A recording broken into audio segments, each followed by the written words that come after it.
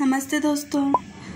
प्रश्नावली 3 प्रमेय देखने के बाद अब हम प्रश्नावली 4 देखते हैं। दोस्तों, इसके पहले के वीडियो में जिस प्रमेय को आपने देखा था वो इस चैप्टर में काम आने वाले हैं आपको। अब हम प्रश्न 1 देखते हैं। ABCD एक समांतर चतुर्भुज है। देखिए, ABCD एक समांतर चतुर्भुज दिया गया है। इसमें हमें x और y का मान पता करना है। देखिए, अब हम इसको बनाते हैं। क्योंकि ABCD एक समांतर चतुर्भुज है, इसीलिए AB समांतर होगा किसके? CD के या DC के। AB समांतर होगा CD के, ठीक।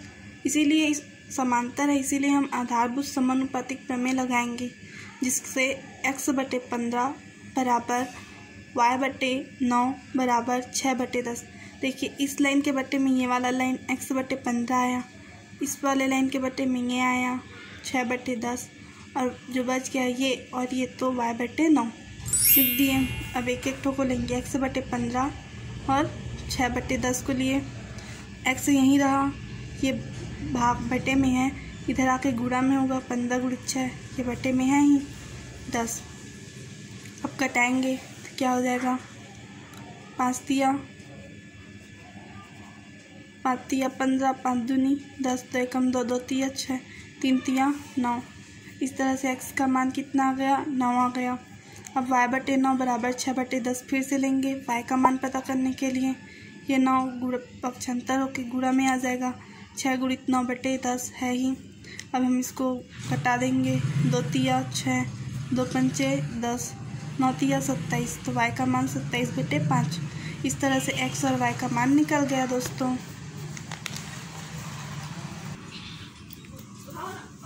दूसरा क्वेश्चन देखते हैं। एक समलंब चतुर्भुज ABCD जिसमें AB समांतर DC है। एक समलंब चतुर्भुज है जिसमें AB समांतर DC के विकर्ण परस्पर बिंदु O पर प्रतिच्छेद करते हैं। यदि AB बराबर 2CD हो तो त्रिभुज AOB और COD के क्षेत्रफल का अनुपात ज्ञात कीजिए। ये बहुत ही इजी है दोस्तों। आप चतुर्भुज बनाइएगा, एक विकर्ण खींचिएगा, उसके बाद ये क्वेश्चन आपसे बन जाएगा। क्योंकि क्षेत्रफल का अनुपात है, इसीलिए जो पहला प्रमेय पढ़े थे, ये वाला प्रमेय आपको याद होगा, इसके जस्ट पहले के वीडियो में पढ़े थे, इसी से ये क्वेश्चन बन जाएगा। आप कोशिश कीजिएगा। तीसरा क्वेश्चन देखिए। चित्र में यदि IV कहाँ है? IV बराबर 36 मीटर, मतलब यहाँ से यहाँ कितना है? 36 मीटर है। VE बराबर 20 मीटर, यहाँ से यहाँ VE बराबर कितना? 20 मीटर। EB मतलब E से B यहाँ तक 15 मीटर। तो हमें नदी की चौड़ाई मतलब RI ज्ञात करनी है। दोस्तों, हमें IV पता है, VE पता है, EB पता है और RI ज्ञात करनी है। तो जो जैसे कि इसको बनाए थे वैसे ही इसमें भी बटा करेंगे। IV/VE बराबर RI/EB। इससे हम RI का मान पता कर सकते हैं। आप इसको बनाइएगा। यदि दो समरूप त्रिभुजों के क्षेत्रफल बराबर हों, दो समरूप त्रिभुज हैं जिनके क्षेत्रफल बराबर हैं, तो सिद्ध कीजिए कि वे त्रिभुज सर्वांग सम होते हैं। मैं आपको चौथा क्वेश्चन बताती हूँ। देखिए चौथा क्वेश्चन। ये दो समरूप त्रिभुज हैं। समरूप त्रिभुज अर्थात जिनके कोण आपस में बराबर होते हैं और भुजा बराबर नहीं होती, परंतु हमें सिद्ध करना है कि ये दोनों त्रिभुज क्या हो? सर्वांग सम हो।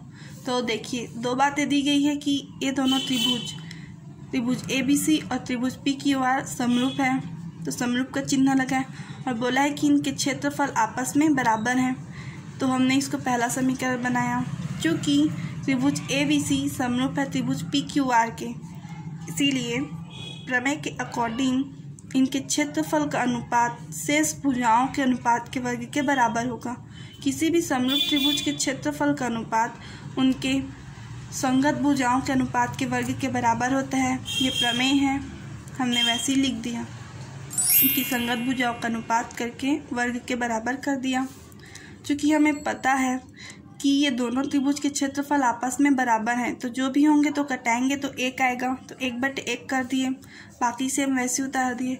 सभी में वर्ग लगने के कारण वर्ग हट गया, बच क्या गया? AB/PQ बराबर BC/QR बराबर AC/PR। अब हम ए बी बटे पी क्यू को 1/1 के साथ लेंगे तो ए बी का 1 के साथ गुणा करेंगे तो ए बी आएगा, और पी क्यू का 1 के साथ गुणा करेंगे तो पी क्यू आएगा। वैसे ही बी सी बटे क्यू आर को 1/1 के साथ लेंगे तो बी सी बराबर क्यू आर आएगा, और ए सी बटे पी आर को 1/1 के साथ लेंगे तो ए सी बटे पी ए सी बराबर पी आर आएगा। अर्थात इनकी संगत भुजाएं भी आपस में बराबर हैं।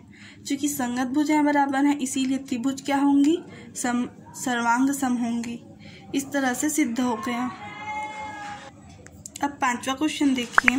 सिद्ध कीजिए कि दो समरूप त्रिभुजों के क्षेत्रफलों का अनुपात उनकी संगत माध्यिकाओं के अनुपात का वर्ग होता है। ये प्रमेय है दोस्तों। प्रमेय 7वां मोस्ट इम्पॉर्टेंट प्रमेय है। यही प्रमेय क्वेश्चन में यहाँ दिया गया है।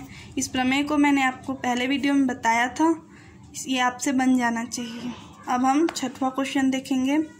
साहिद एक खंभे की लंबाई का अनुमान लगाते समय इस प्रकार खड़ा होता है। ये एक लड़का है साहिद, उसके सिर एच की छाया व खंभे के शिखर क्यू की छाया एक ही बिंदु डी पर पड़ती है। ये उसका सिर एच और ये खंभा उसके शिखर क्यू, इन सूर्य का प्रकाश पड़ता है एक बिंदु किस पर, डी पर। अब हमें पता है डी ई बराबर 1.6 मीटर, डी एफ यहाँ से यहाँ का मान 4.4 मीटर, और साहिद की लंबाई एच ई बराबर कितना है, 1.2 मीटर। हमें क्यू एफ मतलब खंभे की लंबाई ज्ञात करनी है। आइए देखते हैं। हम इस तरह से कर सकते हैं। एच ई साहिद है, क्यू एफ खंभा है, और ये बिंदु डी पर पड़ती है। हमें सबका मान पता है। ये एफ ई का मान 2.8 है, बाकी डी एफ का मान पूरा 4.4 है। एच ई का मान 1.2, डी ई का मान 1.2 और क्यू एफ का मान हमें पता करना है। दोस्तों यहाँ पास हमें दो त्रिभुज दिख रही है। एक बड़ा वाला त्रिभुज दिख रहा है क्यू एफ डी, एक बड़ा वाला त्रिभुज, और एक छोटा त्रिभुज एच ई डी, एक छोटा त्रिभुज दिख रहा है। अब इन त्रिभुजों में क्या है कि दो कोण डी और कोण डी दोनों सेम है, और कोण ई और कोण एफ दोनों क्या है, 90 अंश के हैं। क्योंकि ये लंब है इसीलिए 90 अंश का होगा। तो कोण समरूपता से ये दोनों त्रिभुज समरूप हो जाएंगे। कुछ इस तरह से देखिए, कोण डी और कोण डी दोनों में होने के कारण उभयनिष्ठ कोण हो गए, और कोण एफ और कोण ई 90 अंश के कोण हैं। इसीलिए कोण समरूपता से त्रिभुज क्यू एफ डी और त्रिभुज एच ई डी क्या हो गए, समरूप हो गए। समरूप होने के कारण हम इन्हें बटे में ले लिए। तो बटे में कैसे लिए, देखिए क्यू एफ बटे एच ई बराबर डी एफ बटे डी ई। इस वाले बड़े त्रिभुज के लिए इसको लिए क्यू एफ बटे एच ई, फिर बड़ा त्रिभुज का आधार लिए डी एफ बटे डी ई। अब हम मान रख दिए, एच ई का मान 1.2, डी एफ का मान 4.4 और डी ई का मान 1.6। ये बटा में है, इधर आके गुणा में हो गया। सेम वैसे ही लिखाया है, बस ये गुणा में हो गया।